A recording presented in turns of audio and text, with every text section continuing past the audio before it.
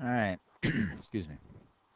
We're in 8.3, where we're going to define and use 0 and negative exponents. Um, if you look here in the notes, here are the definition of 0 and negative exponents. So say you had an arbitrary number or variable a to the 0 power. It'll always equal 1 as long as a does not equal 0. This example comes from, say I have 5 to the 0 power, that equals 1. If it was 6 to the 0 power, that equals 1. If it was 100 to the 0 power, it would equal 1. Next is if we had an arbitrary number a and it was to the negative n power, we can write this as the reciprocal of a to the n. So algebraically, we can write this as a to the negative n power. That would equal the same as 1 divided by a to the n power, as long as a did not equal 0. So if in our example, I see we have 2 to the negative third power.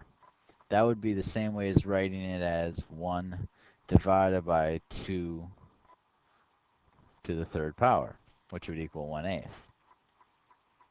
Last thing is, say we have a to the n, so to the positive power, you could also write this as a negative, the reciprocal of a negative n. So a to the n power could also equal 1 divided by a to the negative n power. The example I have is 5 would equal 1 over the negative 1 power. This would help us in problems that give us a negative power in the denominator. We can switch it and make it a positive and make it into a numerator or into a whole number. So let's look at examples. I got 2/3 to the 0 power. Automatically, it doesn't that equal to 0, so I can say that this would equal 1. Not too bad. So let's look at B. B, I have -8 to the -2 power. Now, going back to the definition, if I have a negative exponent, I can rewrite this as 1 over -8 squared. So this would be 1 -8 squared. That's -8 times -8, so that gives me a positive 64. So -8 to the -2 power is 1 over 64. Now I have 1 to the 2 to the -3rd power. Now if I remember, if I have a negative power in the denominator, I can rewrite this as 2 to the 3rd, which 2 times 2 times 2 equals 8.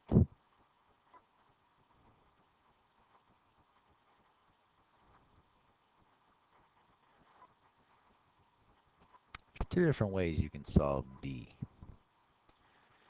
One way is you can use the product of power property, and the other way is using the quotient, or actually using the quotient product property and the property of negative exponents. I'll do the product power property first. So since they have the same base, I know I get to add my exponents. So it'd be 6 to the -4 plus 4 power, which equals 6 to the 0 power, which would end up equaling 1. if you saw it like this, you see that this first can be rewritten as 1 over 6 to the fourth, and times by 6 to the fourth. This would equal 6 to the fourth over 6 to the fourth. And then we can use the quotient power property by saying 6 to the 4 minus 4, which that would equal 6 to the 0 power, which that's also would equal 1. So it's just a matter of which way you see it, but both strategies will get you to the result of 1. Looking at example E, I have 5 to the negative third power, all multiplied by the negative 1. Again, there's two ways you can solve this. Both ways will get you the correct answer. First off, you could use the power of powers property initially.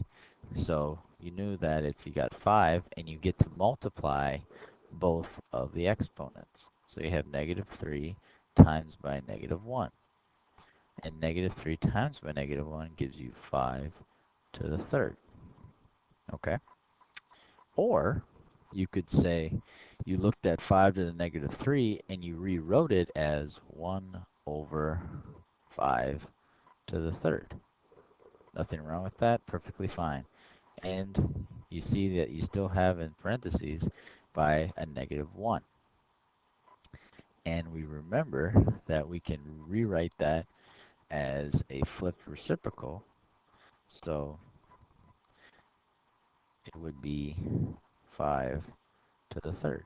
Same thing, two different ways of solving it, same result. Here we have 2 to the negative second divided by 6 to the second. Again, two different ways of solving it, same result. I can use the quotient power property and say that it's 6 to the negative 2 minus 2, which would equal 6 to the negative 4 power, which then, of course, that equals 1 to the 6 to the 4th power. And then 6 times 6 times 6 times 6 equals 1 over 1,296. Okay?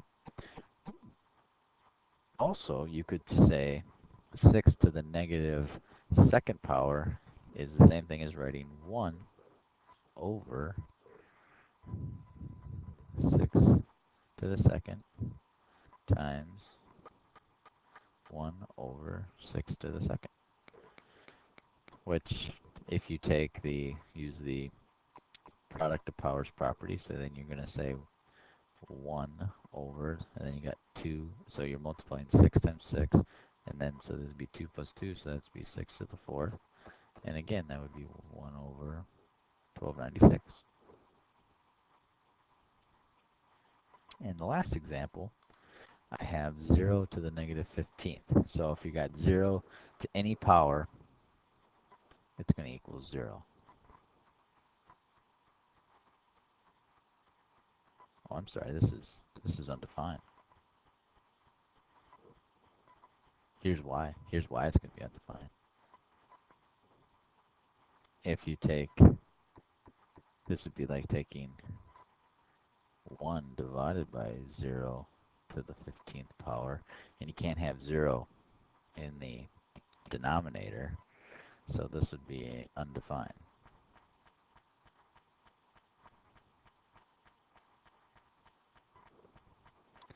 And that is using 0 and negative exponents to simplify expressions. Hope this helps. Till next time.